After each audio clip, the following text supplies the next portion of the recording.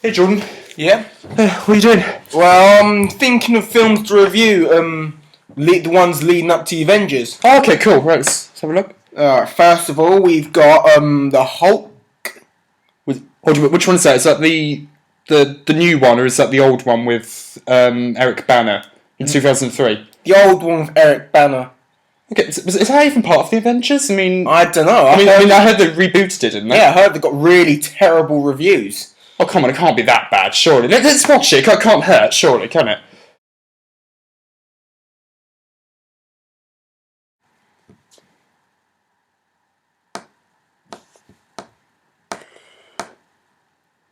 Well, that sucked.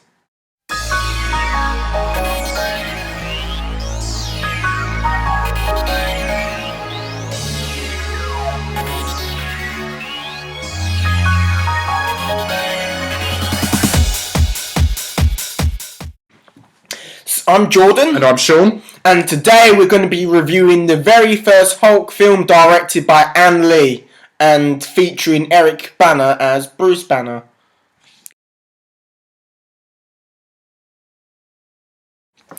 So we're going to be talking about the plot, if there actually is one. Good luck with that. Yeah, good luck, Sean. Yeah. When you're ready. So, the plot of the Hulk is about Bruce Banner, who is a scientist. He's studying gamma radiation, the effects it has. For example, exploding frogs. Yeah, he's trying to use it to create some kind of regenerative serum to it, or trying to find like the basic science behind it, and he's not going very well because, as we all know, gamma radiation is used to kill things. Hence why it's used in chemotherapy. Go on. And he turns to the Incredible Hulk. And that's because it's explained in a backstory that David Banner, his father, was experimenting on himself to try and create the same regenerative quality, and ended up passing the condition on to his son. At first he tries to cure him, but then as a baby, but for some reason best known to himself, he decides no, he must die, he's too different, and so ends up killing his mother in the process, gets put in an insane asylum, and gets released again after 30 years. Why? Because then we wouldn't have a film. And then he obviously tries to reconnect with Bruce Banner, and then obviously it's about the same time he turns into the Hulk. And he turns the Hulk. And there's this whole conspiracy thing, and then David Banner gets infected with gamma radiation, turns into the Absorbing Man. Why are we even bothering explaining this? This is like I don't even silly as hell. I don't even have to tell you this, so I'm going to do it anyway for the review. What did you think of the plot, if there actually is one? You said it. What plot? It's just like the whole thing is just a huge convoluted mess. Half the time, I had no idea what was going on. The pacing is terrible. It's for starters. It's ludicrous. Plots are ludicrous. Characters are everywhere. It's just really shoddy. And also, when they've got like a plot, they explain a plot, and then they unexplain it by having something really ludicrous and stupid. I was like, why would you let him out? The David Banner. Why would you let Bruce Banner's dad out? He killed his mother. He tried to kill a baby. I mean, so it's just the police officers must have been hired. It must have been like this. Yeah, you know what we should do? What? We should let David Banner out. Yeah, that's good. Yeah, that would make a film. Yeah, a good movie. You know what we should do? You know, to really fuck things up. We should give him a job as a caretaker in the same laboratory of his son. That would be like a brilliant idea. Yeah, Ang Lee, you're a genius. Yes. But yeah, the plot was just terrible. Everything's all over the place. I just like the hell. I mean, so nothing made sense. So most of the Hulk scenes looked weird. I mean, it's just kind of like, he looked like a pissed off Jolly Green Giant. That's what he looked like. It just and I kind of got a feeling that they kind of used the Hulk as a metaphor for mental illness. Yeah. For some reason, it's just kind of like there's basically like this whole thing about like Eric Banner is very got all this like repressed memories of what happened in his childhood. He's when he talks about transforming into the Hulk, you can kind of like almost relate it to like whenever someone has a psychotic episode when they completely lose control, and they kind of like it because they get like freedom, and they get an adrenaline from it. But I suppose it would have worked if they just got everything else right. I mean, it's just kind of like this does seem like almost like a precursor to what Christopher Nolan wanted to do in Batman Begins. The only difference is that Batman was good. Christopher Nolan did it right, Ang Lee did it wrong. Yeah, it's like Ang Lee, oh god, it's just like, I understand what he wanted to do. He wanted to create like a more psychological analysis of the Hulk rather than just a typical mindless blockbuster. But come on, guys, there's not really that much you can do with the Hulk. Let's face it, it's not really that much. He's just like, right, I'm the Hulk. Get pissed off, turn green, turn to Bruce Banner again. I think it's a good point to point out that neither of us have ever read any Hulk comics. And I'm not a Hulk fan. We're not really Hulk fans. Might want to shoot me, but I don't care. No. I'm not really a Hulk fan.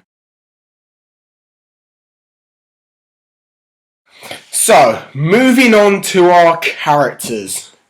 Yeah, so I think the best character to look at first is probably Bruce Banner. Yeah. As the main character, as played by Eric Banner. Yeah. Now, I haven't seen that much of Eric Banner in it. I think I've only ever seen the other Berlin Girl, which wasn't really... It was alright, but it was, I just wasn't that mad about it. I've never really seen anything with Eric Banner in other than Hulk. Yeah, so this is... Yeah, what did you think of his performance? Well, I wouldn't say it was a bad performance because the script didn't do him any justice. No. He followed the script, obviously, and the script was terrible, so therefore... He did... Give him some credit. He did manage to create a very traumatic character. This is clearly someone who was clearly very traumatised by his repressed memories and also gets even further traumatised by the whole Hulk transformation stuff. But very much like Jekyll and Hyde. But my big problem with Eric Banner's performance is that it's way too internalised. Everything is so introverted. He keeps all his emotions bottled up, which is fine. I mean, yeah, people are like that in real life, but you don't want to see that in a film. In a film, you want to feel their emotions. You want to see how they're feeling. And when you've got a character that bottles everything up, doesn't give away how they feel. It doesn't work for the movie. No. Eric Banner, I'll say, credit to him, he's not a bad actor. No. But this wasn't his film. Although his transformation scenes were just a bit kind of... I thought they were a little bit... I honestly think they should have gone back and refilmed it because he does this thing where he sort of goes like... kind of thing, with his nose. Looks like this Green Giant didn't get any sweet corn. Now Green Giant pissed off. It just looks like he's sniffing up cocaine. I honestly think, maybe you should have just gone back and refilmed those transformation scenes because they were just like, that's pretty much like our main problem is that transformation scene to internalised character, but apart from that, it was relatively okay. Eric Banner probably needed cocaine to get through filming the Hulk. Yeah. He's like, do you know what? Yeah, I can't take this movie. Ang Lee's really annoying me now. Yeah, just like pass the straw. Much better. Yeah. So now moving on, we're going to be talking about Betty Ross. Yeah, as played by Jennifer Connelly. Again, I haven't seen that much of her in it. I'm not talking about you. The only film I've seen her in was the remake of The Day the Earth Stood Still. And again, she was not great, but okay. She's not a terrible actress. No. But as I said before, the script doesn't help their acting ability. She was...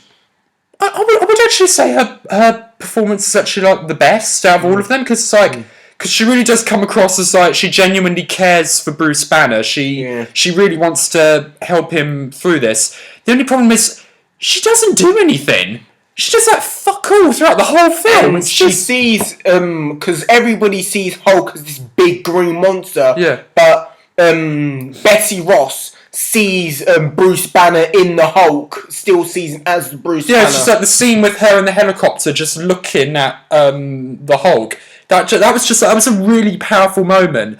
But it was just kind of like, that's literally all she does. She just stands there and looks at him. That's all she does. She's literally just there so the Hulk can calm down.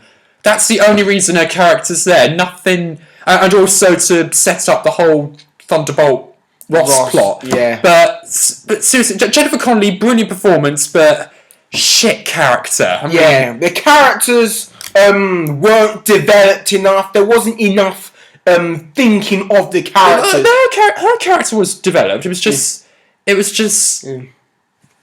She doesn't do anything. That's the only thing. It's just if she played a more integral role to the plot, I don't know, she gets involved when they fight the Absorbing Man or something, or helps Hulk escape, something like that. But no, she doesn't do anything. That's down to Ang Lee's script. It's down to the script writing. Yeah, no, Ang Lee didn't write it. I think he was just director. Yeah. No. So should we talk about her dad? Yeah, Thunderbolt Ross. So Thunderbolt Ross is a very infamous character in the comics. So he first appeared in the Hulk, but then he started appearing in other comic books as well. He's generally depicted as the bad guy, but he's just trying to protect his daughter Betty. Yeah. Did that come across in the film? It played by Sam Elliott, who, by the way, is a brilliant actor. It's one of the few good things in the Ghost Rider film. I thought Sam Elliott was the best thing about this film. All right. In my opinion, I thought because he played a douchebag. Oh yes, but I kind of felt the opposite. If I'm honest, it's just kind of like because Thunderbolt Ross, it didn't really. That's all he was. He was a douchebag. It just didn't. It didn't really come across that he really cared for his daughter at all. It felt more like he was using her. It's that kind of thing. Sam Elliott, you can tell he's giving it his all to give life to this character, but the character is just so one-dimensional. So one-dimensional. It's just it broke my heart. It really did. It's just kind of to see a great actor like Sam Elliott get pushed to the side like that and just given this really crappy character. It just wasn't good. And but then I was even more heartbroken when I saw Nick Nolte. Is that his name? Yeah. Who plays David Banner, Bruce Banner's father. And again, brilliant performance, but shitty character. I mean, it's not down to the actors. The actors probably got paid really good money for this shit of a film. Oh, no. So they went, do you know what? I'm not gonna. I'm just gonna go into the film my scenes, and get paid. It really Jordan. It really broke my heart. I'm sorry. I really like Nick. I like Sam Elliott and I like Nick Nolte. And it's just when I saw his performance was really good. He really did get the whole psycho thing right. But when he. But it was just the plot that let him down. It's just kind of what's his motivation? Why is he mutated 3 dogs to attack Betty? Why has he irradiated himself to turn into an Absorbing Man? Why does he feel the need to absorb the Hulk's power when he's technically more powerful than the Hulk? I just don't get. And what was up with that last scene when they're talking when they're sitting on those 2 chairs? Yeah. And he's basically just ranting about about society and stuff like that. What was going on? What was he on about? I was like, where the fuck did that come from? It's just excuse my language. It's jumpy. It's very jumpy in terms of the plot and characters. Okay, but hey, it was better than the character of Talbot. Yeah, a lot better. He was so... we can't even remember his name, the actor. It's do you remember his name? No. I don't... That's how forgetful... He's just basically... Talbot is a douchebag in a suit, that's all he is. That's all he is, a stereotype, but the performance wasn't that great either. No. It's just... Yes, it's such a shame you have, all these great actors, and... But they just wasted potential on bad script writing and terrible character development. Yeah, so... Yeah, basically, in summary, best thing about this film is Betty Ross, and that's not saying much.